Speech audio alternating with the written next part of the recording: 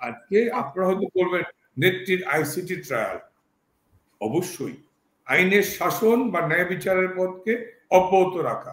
প্রশ্ন হচ্ছে যে আইসিটি ধরনেত্রী শেখ হাসিনাকে মাননীয় প্রধানমন্ত্রীকে যেই মামলায় ট্রায়াল হচ্ছে, এই মামলায় কি আইসিটি যায়? আইসিটি কমপ্লাই করে?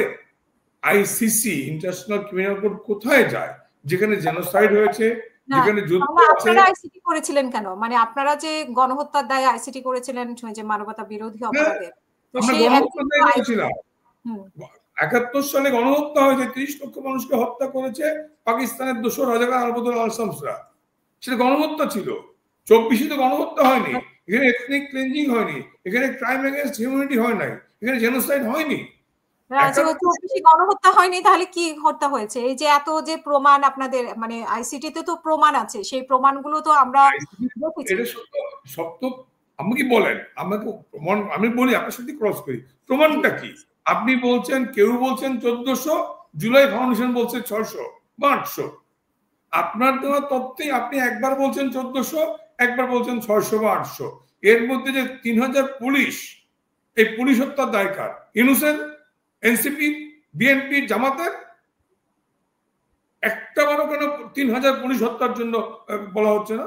কাজেই যদি 3000 পুলিশ হত্যাটা না হয় আমরা ধরলাম, কিন্তু এই যে আপনি মানে জাতিসংঘকে 1500 বলেছে, জাতিসংঘ 1500 বলেছে, ডক্টর ইউনূস যখন জুলাই ঘোষণাপত্র করেছে তখন কোনটা ধরবো? জুলাই ফাউন্ডেশনটা ধরবো? কোনটা আপনার মনে হয় না যে আপনাদের নির্দেশে, আপনাদের আদেশে, আপনাদের কারণে? আমি ব্যাখ্যা দিচ্ছি, আপনারা স্বীকার করেন না? আমাদের আদেশে নির্দেশে এটা হয়নি কেন? আমি খুব ঠান্ডা মাথায় বলছি। প্রথম হচ্ছে সংখ্যা। আপনি বলছেন জাতিসংঘের অফিসিয়াল রিপোর্টে 1500 নেই, যে 1400 বা 1500 যাই বলেন না কেন, সেই রিপোর্টটা অফিসিয়াল কি জাতিসংঘ থেকে আসেনি। ধরলাম, আমি তর্কের খাতিরে ধরলাম জাতিসংঘের রিপোর্ট 1400। তাহলে জুলাই ফাউন্ডেশন কত বলছে? জুলাই ফাউন্ডেশনে কত বলছে? কত বলেন? 600 বা 800?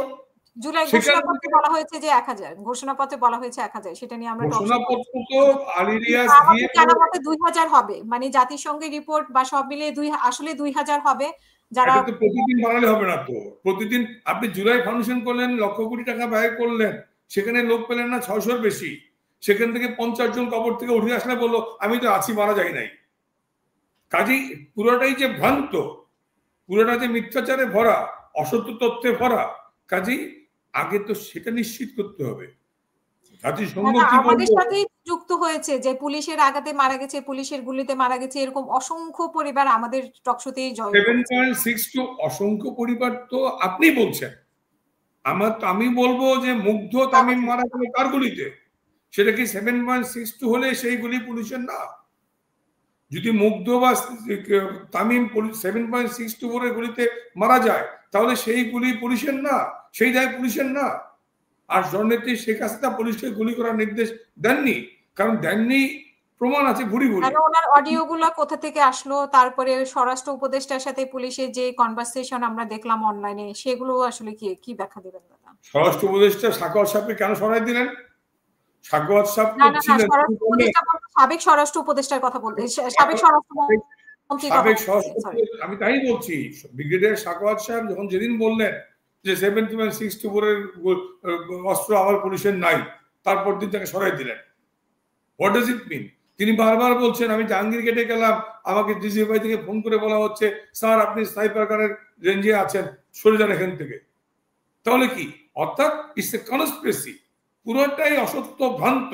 সেক্ষেত্রে বলছে যে আসাদুজ্জামান খান কামাল যে পুলিশের সদস্যের সাথে কথা বলছিলেন, যে অডিওটা মানে ভিডিওটা ভাইরাল হয়েছিল, সেটা নিশ্চয়ই দাদা আপনিও দেখেছেন, যেখানে বলছে একটা মারলে একটা যায়, বাকিটা যায় না বা সরে না, এরকম বলছিল।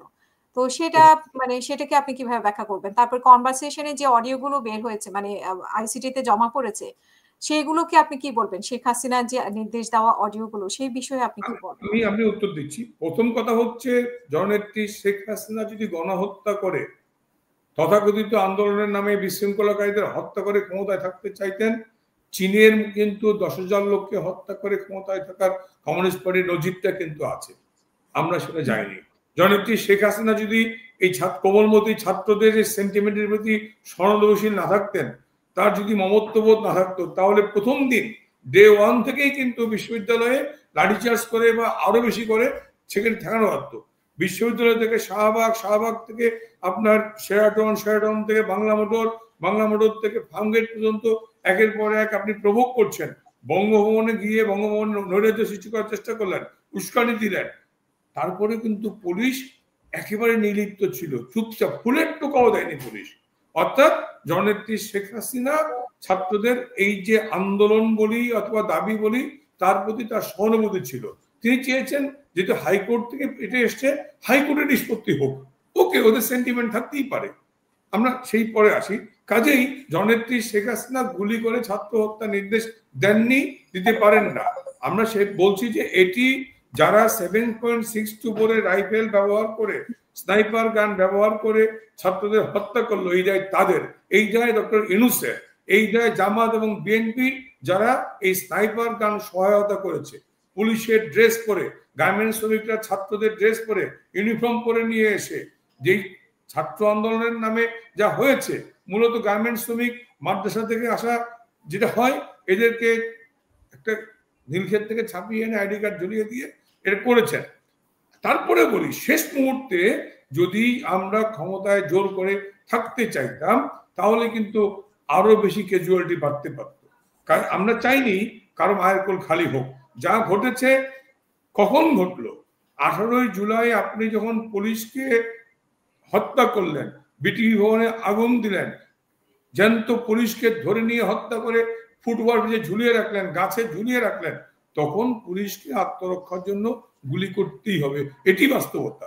জীবন রক্ষার জন্য, নিজের আত্মরক্ষার জন্য পুলিশ গুলি করবে, এটাই স্বাভাবিক।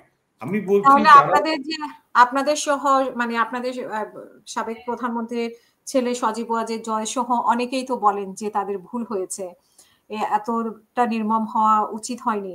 তো সেই ব্যাপারে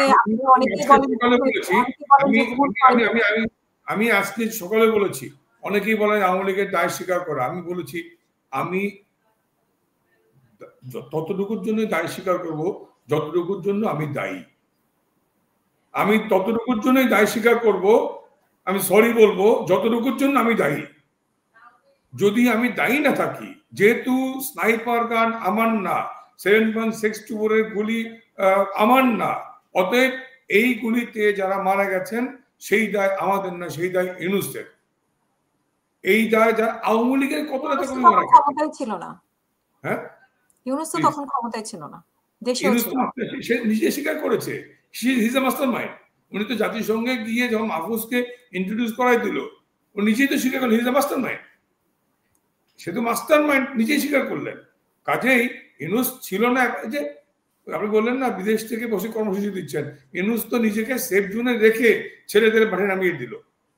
ছেলেদের মাঠে নামিয়ে দিয়ে উনি সেফ জোনে বসা আছেন। সরকার পদে গেলে, পতন হয়ে গেলে আমি আসবো, না হলে আমি সেফ, তোমরা যাই মরো। ইউনূস তো তাই করলেন, ছাত্রদেরকে মাঠে নামিয়ে দিয়ে নিজে নিরাপদে বসে থাকলেন। কি এটা অলিম্পিক নাকি খেলা দেখার নাম করে? আপনার কি মনে হয় যে ইউনূস এরকম রাজনীতি জানে? মানে আপনার কি মনে হয় যে এরকম বেসিক্যালি ফ্রড? তারই ইন্টারনেট বন্ধ করেছিল, মানে আপনারা করেছিলেন না, ইউনূসে বন্ধ করে দিয়েছিল? প্লিজ বুঝতে পারিনি প্রশ্নটা। ইন্টারনেট কে বন্ধ করেছিল? মানে জুলাই আন্দোলনের সময় যে ইন্টারনেট বন্ধ হয়েছিল, ডিজাস্টার ম্যানেজমেন্ট ভবনে আগুন কে দিয়েছে? যেখানে আমার কি বলে অপটিক্যাল ফাইবারের মেইন সুইচটা, ওই ভবনে আগুন কি আওয়ামী লীগ দিয়েছে না ইউনূস বাহিনী দিয়েছে? ওই জায়গাটা আগুনটা কে দিল? আর যেটা আমাদের সাইট অপটিক্যাল ফাইবার বা যাই বলি আমরা, আইসিটির মূল যে সুইচটা মহাখালীতে আইসিটি ভবনে আগুনটা কে দিল? আমরা না ওরা? কনভারসেশন আমরা শুনেছি কে দিয়েছে, মানে কে দিয়েছে বা কে করেছে, ইন্টারনেট কে বন্ধ করেছে, কার নির্দেশে। ওই যে 18-19 জুলাইতে ওরা এসে বিটিভি ভবন, elevated expressway, metro rail, Mohakhali disaster ভবনে আগুন, ও কি বলে রোডসের হাইওয়ে ভবনে আগুন, যত নাশকতা যখন 18 তারিখ করলো, আপনার মনে থাকার কথা, পুলিশ গুলি না করে 7তলা ভবনের ছাদে গিয়ে আশ্রয় নিল। পুলিশ কতটুকু নমনীয় ছিল, নিজেরা বাঁচতে না পেরে, অর্থাৎ গুলি করলো না। বিটিভি ভবনের আগ পর্যন্ত পুলিশ গুলি করেনি, কিন্তু বিডি ভবনে আগুন দিচ্ছেন, পুলিশ নিজেদেরকে সেভ করার জন্য 7 তলা ভবনের ছাদে আশ্রয় নিল, র্যাবের হেলিকপ্টার গিয়ে পুলিশকে উদ্ধার করলো। আপনি সেই দোষ দিবেন যেখানে পুলিশ আরো বেশি। তাহলে কতটুকু দোষের কথা স্বীকার করে, মানে আওয়ামী লীগের যারা স্বীকার করে, যারা মানে বলে যে এইটা ভুল হয়েছে আমাদের এটা করা উচিত হয়নি, যেমন সজীব ওয়াজেদ জয় যদি বলেন বা আরো অনেকেই বলে, তো তারা কতটুকু অপরাধের জন্য এই ভুলটা স্বীকার করে, মানে কতটুকু? এখানে আমার বিষয়টা হচ্ছে, আমি বলবো প্রতিটা হত্যাকাণ্ড প্রথম হচ্ছে মৃতের সংখ্যা খুঁজে বের করা প্রকৃত কারণ। আপনি তালিকা দিলেন 600 জুলাই ফাউন্ডেশন, 50 জন লোক উঠে এসে বললো যে আমি জীবিত আছি। রোড অ্যাক্সিডেন্টে আহত হয়েছে বললেন জুলাই যোদ্ধা। অর্থাৎ এই যে প্রকৃত সংখ্যাটা উদ্ঘাটন করা, প্রত্যেকটা ঘটনার সুনির্দিষ্ট নিরপেক্ষ তদন্ত। আপনি আহত যদি বলেন সেখানে তো 22,000, ঠিক আছে, সেটা তো 22,000। এবং আমি প্রতিটি আহতের হাসপাতালে আমি নিজে তাদেরকে দেখতে গিয়েছিলাম। আপনি দেখতে গিয়েছেন, আমরাও তখন 5ই আগস্টের আগে আমরাও দেখতে গিয়েছি। 5ই আগস্টের আগে আমি ডিসেম্বরে দেখতে গিয়েছি তাদেরকে। এই যে আপনি যারা শুনেন এই ডিসেম্বরে তো দেখতে গিয়েছেন, আপনি খোঁজ নিয়ে দেখবেন একটাও প্রকৃত আহত না। 6 মাস 8 মাস থাকা, আমি বললাম তো, সেটা হচ্ছে যে 50 জন লোক যদি কবর থেকে উঠে আসতে পারে যে আমি মারা যাই নাই, মৃতের সংখ্যা নিয়ে যদি সন্দেহ থাকে, আহত